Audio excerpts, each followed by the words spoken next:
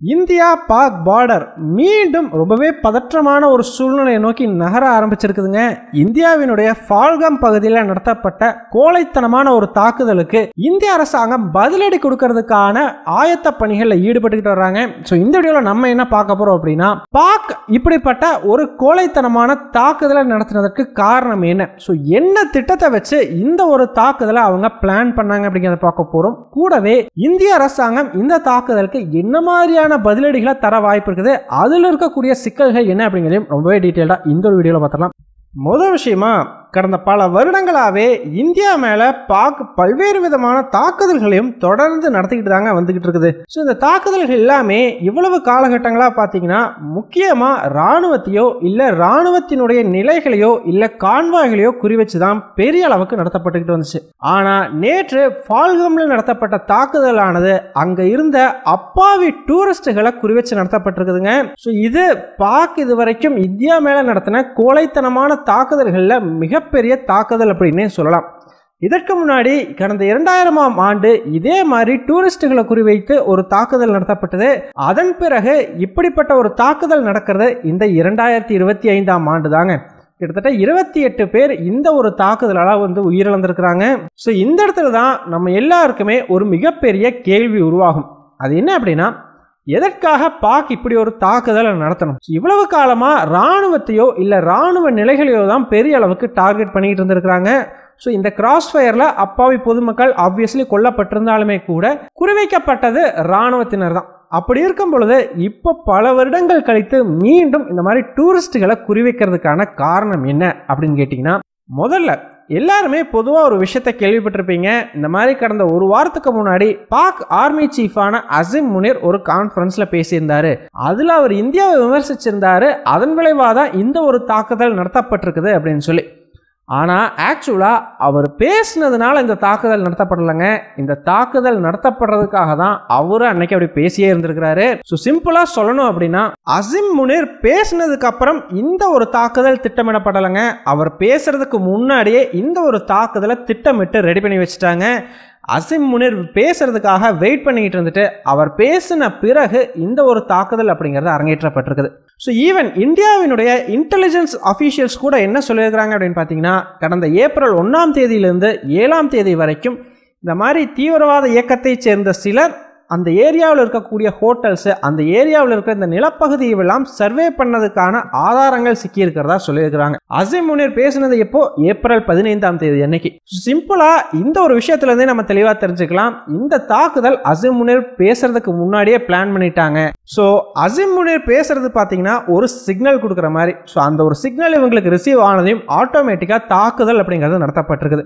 சரிப்பா, எதுக்காக இப்படிப்பட்ட ஒரு கோழைத்தனமான தாக்குதலை பாக் நடத்தணும் அப்படின்னு கேட்டிங்கன்னா, ரொம்பவே சிம்பிளுங்க.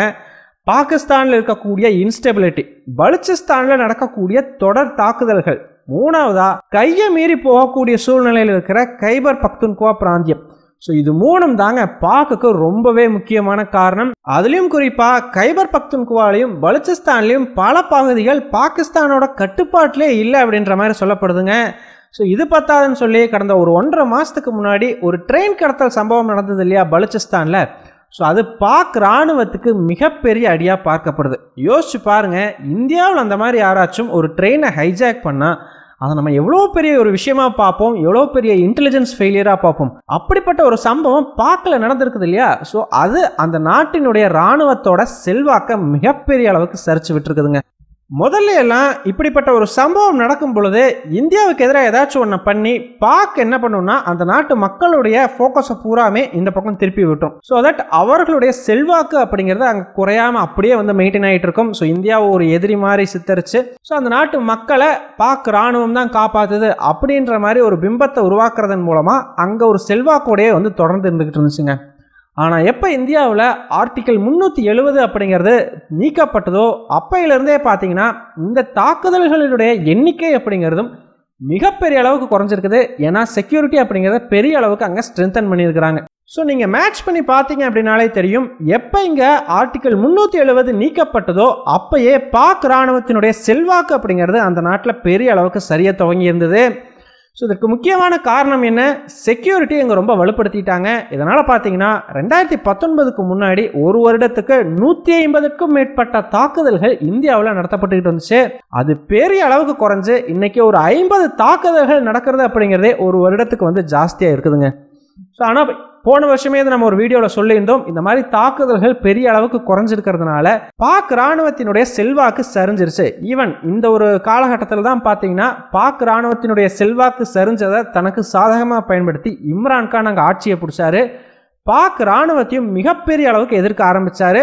அதனால் நடந்த பல சம்பவங்களையுமே நம்ம கூட வீடியோஸாக பார்த்துருக்கோம். ஸோ அந்த வீடியோஸோட லிங்க் எல்லாம் டிஸ்கிரிப்ஷனில் தர்றோம், மிஸ் பண்ணாமல் பாருங்கள். ஸோ இந்த மாதிரி தாக்குதல்களுடைய அளவு குறைய இவங்க செல்வாக்கும் பெரிய அளவுக்கு குறையுது இல்லையா? ஸோ ஏன்னா இவ்வளவு நாளாக அங்கே நடந்த தாக்குதல்களை வச்சு தான் நாங்கள் தான் உங்களை காப்பாற்றுறோம் அப்படிங்கிற மாதிரி பாக் மக்கள்கிட்ட ஒரு பிம்பத்தை உருவாக்கி அந்த செல்வாக்கை வச்சுருந்தாங்க.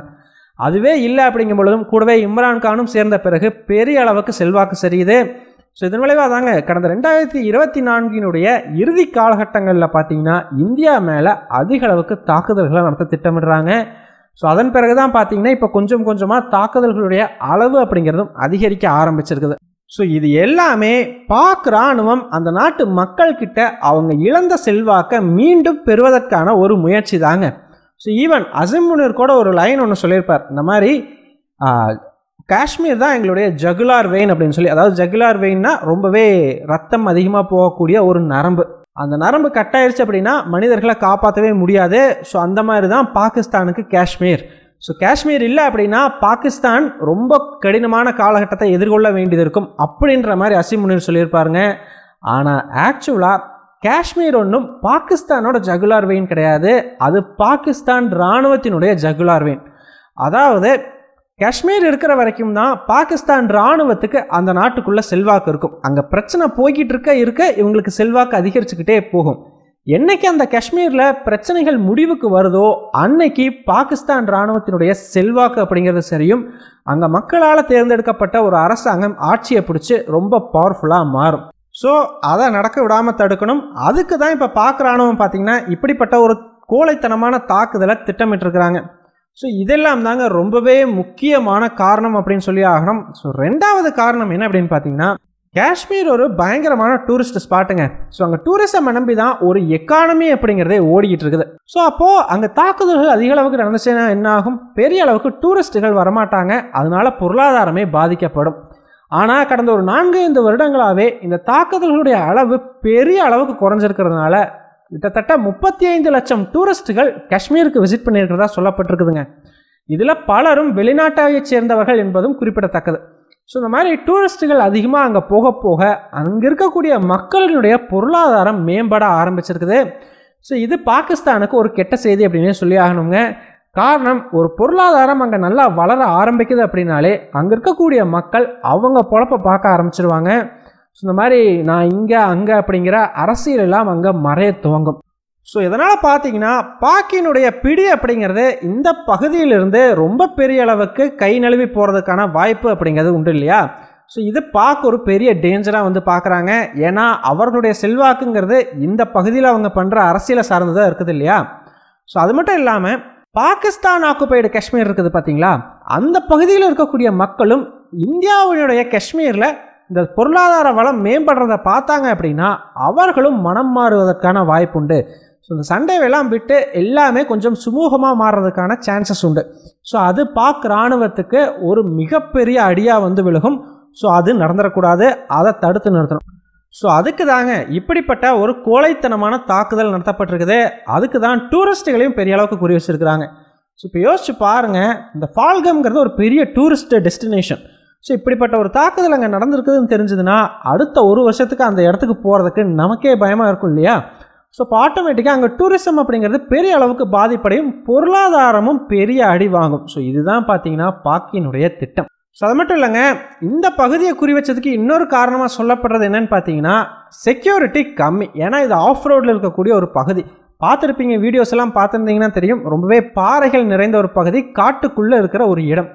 ஸோ எங்கள் செக்யூரிட்டி அப்படிங்கிறது ரொம்ப ஸ்ட்ராங்காகலாம் இல்லை, கொஞ்சம் கம்மியாக தான் இருந்திருக்குது. அதை அவங்க அதுக்கு சாதகமாக பயன்படுத்தி இருந்திருக்கிறாங்க.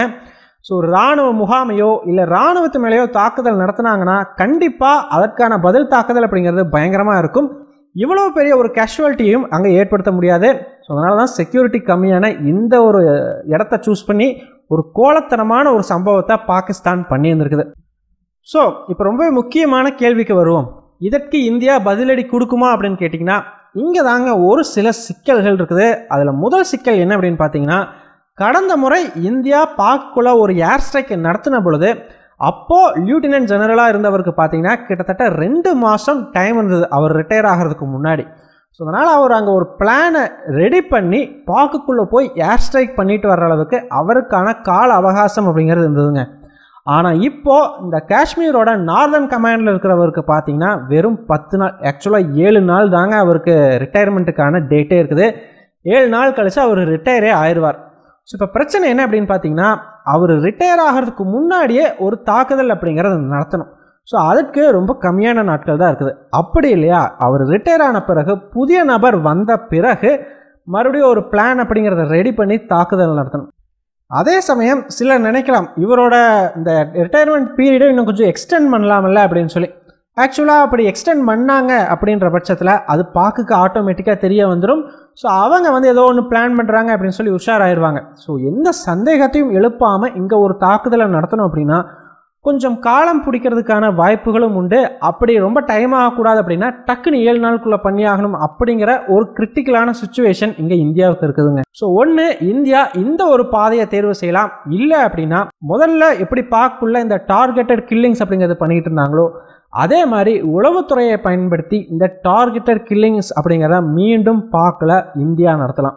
இந்த 2 ஆப்ஷனில் ஏதோ ஒன்று இந்தியா பண்ணுவாங்க அப்படிங்கிறது நம்பப்படுது. ஸோ என்ன நடக்குது அப்படிங்கிறத நம்ம வெயிட் பண்ணி பார்த்தோம் அப்படின்னா தான் தெரியும். ஏன்னா டெசிஷன் எடுக்கிறவங்க எல்லா விஷயத்தையும் கன்சிடர் பண்ணி ஆகணும் இல்லையா. ஸோ நம்மளே மாதிரி வந்து சாதாரணமாக சொல்ல முடியாது இல்லையா. ஸோ என்ன பண்ணுறாங்க அப்படிங்கிறத வெயிட் பண்ணி பார்க்கலாம். ஸோ ஃபைனலாக நீங்கள் என்ன நினைக்கிறீங்க? இந்த ஒரு தாக்குதலுக்கு பாக்குக்கு ஒரு தரமான பதிலடியை இந்தியா கொடுக்கணுமா, இல்லை அப்படின்னா இன்டைரக்டாக இந்தியா நேரடியாக இந்த விஷயத்தில் தலையிடாத மாதிரி உளவுத்துறையை வச்சு எங்கே அடிக்கணுமோ அங்கே அடிக்கணுமோ? உங்களுடைய கருத்துக்கள் என்ன அப்படிங்கிறத மறக்காமல் கமெண்ட்ஸில் சொல்லுங்கள். நன்றி.